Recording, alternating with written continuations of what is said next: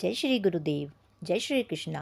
नमस्कार दोस्तों, आप सभी भगवत भक्तों को मेरा प्यार भरा राधे राधे।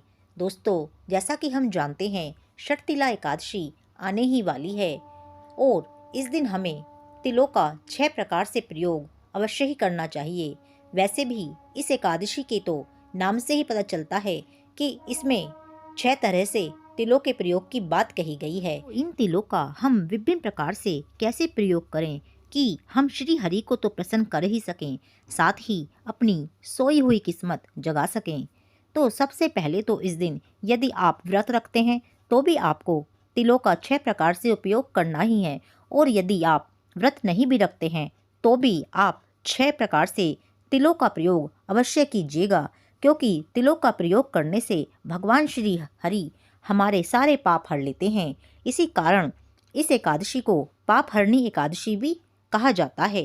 तो सबसे पहले तो आइए जानते हैं तिल का पहला प्रयोग जो हमें करना ही करना है।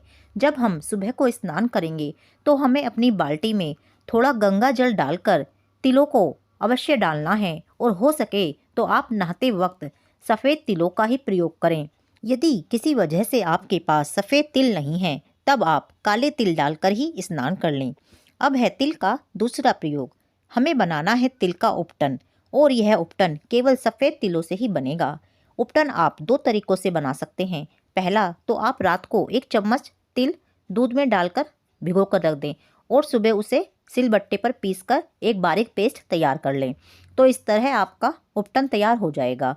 और दूसरा तरीका यह है कि आप सुबह सुबह थोड़े से तिल लें और उसे, जिसमें हम अदरक कूटते हैं, उसी में डालकर और हल्का सा दूध डालकर अच्छी तरह कूटकर एक बारीक पेस्ट बना लें। तो आपका यह उपटन सुबह सुबह भी तैयार हो सकता है। जैसी आपकी सुविधा हो आप उसी तरीके से तैयार कर लें, और नहाने से पूर्व इस उपटन को लगाकर ही आप स्नान करें। तो इस तरह तिल के 2 प्रयोग हो गए। अब है तिल का तीसरा प्रयोग, जिसमें हमें करना है पितरों का तर्पण। इसके लिए यदि आप कुशा से तर्पण करना जानते हो तो आप उस तरीके से कर लें। यदि आप ऐसा नहीं जानते हो तो आप सिंपल एक लोटे में जल लेकर उसमें थोड़े से सफ़ेद काले तिल मिक्स करके डाल लें और दक्षिण दिशा की ओर मुख करके अपने पितरों के नाम से उनको अर्पित कर दें। तो इस तरह यह आपका तर्पण हो जाएगा और तिलों का तीसरा प्रयोग भी पूरा हो जाएगा। अब है तिलों का चौथा प्रयोग। तिलों का चौथा प्रयोग है कि हमें तिल से भगवान के सामने हवन करना है।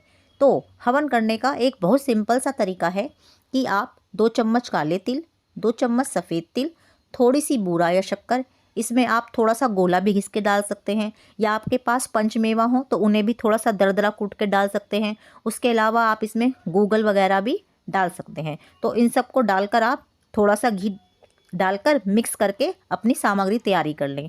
और अब गाय के जो गोबर के हम कंडे नवरात्रों वगैरह पर हम सुलगाते हैं, उसी तरह से गाय का एक कंडा लेकर उसे अच्छी तरह सुलगा लें।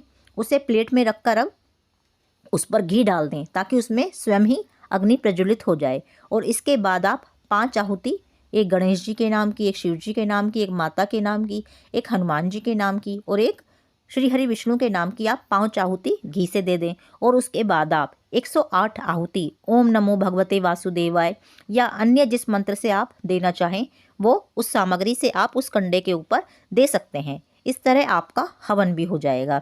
तो यह हो गया तिल का चौथा प्रयोग। अब है तिल का 5वां प्रयोग। इसके लिए आपको आज जो भी जल पीना है उसमें सफ़ेद तिल डालकर ही आप उस जल को पिएं। साथ ही आप इस दिन, चाहे आपका व्रत है चाहे या आपका व्रत नहीं है, तो अगर आप व्रत की सामग्री में कुछ ले रहे हैं तो उसमें आप तिल डालकर ले सकते हैं, या फिर आप तिल के लड्डू या तिल की बर्फ़ी भी खा सकते हैं। और यदि आपका व्रत नहीं है तो आप किसी भी तरह से फिर तो तिल का इस्तेमाल कर सकते हैं, चाहे रोटी में डालकर, चाहे सब्जी में डालकर, या तिल के लड्डू या तिल की पट्टी खाकर, किसी भी तरह से इस्तेमाल कर सकते हैं। और इस दिन तिल अवश्य ही किसी न किसी रूप में खाने अवश्य चाहिए, क्योंकि आज के दिन तिल खाने से जीवन में सकारात्मक परिणाम मिलते हैं और सुख शांति की भी प्राप्ति होती है। अब है तिल का छठा प्रयोग, और तिल का छठा प्रयोग है दान। इस दिन हमें तिल को किसी न किसी रूप में अवश्य ही दान करना है, और यह दान हमें ब्राह्मण को करना है और ज़रूरतमंद व्यक्तियों को करना है। इस प्रकार ये तो हो गए तिल के 6 प्रयोग, किंतु इन 6 प्रयोगों के अलावा भी हम और कई तरीकों से आज तिल का प्रयोग कर सकते हैं। इसके लिए जब हम सूर्य देवता को जल देते हैं तो सफ़ेद तिल उसमें अवश्य डाल लें, क्योंकि सफ़ेद तिल सूर्य देव के प्रतीक होते हैं। इसीलिए सूर्य को सफ़ेद तिल डालकर ही जल दें, जिससे कि हमारे सूर्य की स्थिति मजबूत हो जाएगी। इसके विपरीत काले तिल होते हैं शनिदेव का प्रतीक। इसीलिए आज अगर हम शनिदेव को तेल चढ़ा रहे हैं तो उसमें काले तिल डालकर अवश्य ही चढ़ाएं। इससे हमारे शनि ग्रह भी मजबूत हो जाएंगे। शर्तिला एकादशी को शनि के साढ़े साती के या ढैया के प्रभाव को कम करने के लिए आज हमें शनिदेव पर तिल के तेल का दीपक भी अवश्य ही जलाना चाहिए और उसमें थोड़े से काले तिल भी डाल देने चाहिए। इससे साढ़े साती का कष्ट काफ़ी कम हो जाता है। और यदि आपकी तरक्की नहीं हो रही है या कुछ काम नहीं बन पा रहा है तो इस दिन विष्णु जी के समक्ष भी तिल व घी का मिश्रित दिया अवश्य जलाएं। इससे आपको काफ़ी लाभ मिलेगा।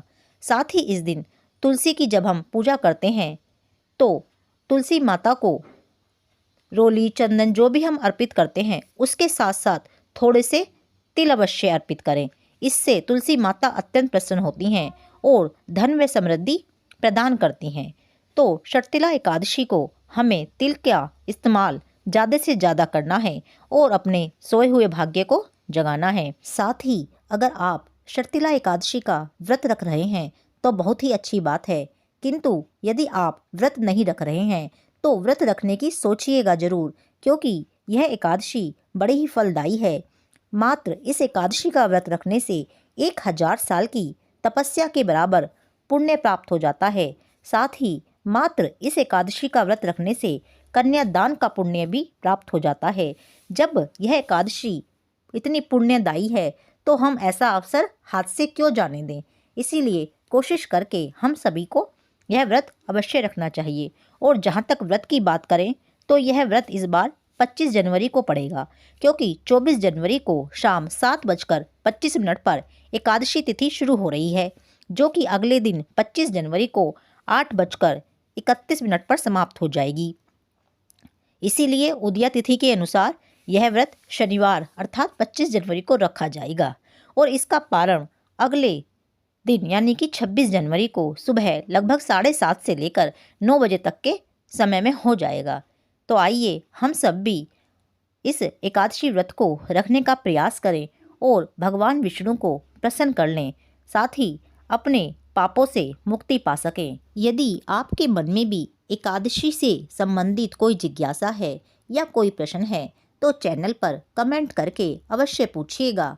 और आइए हम सभी प्रयास करते हैं कि इस एकादशी व्रत को अपने जीवन में अवश्य उतारें और उस दिन ज़्यादा से ज़्यादा हरि का सुमिरन करें। चलिए इसी आशा के साथ अब आप सभी को मेरी जय श्री राधे, जय श्री कृष्णा।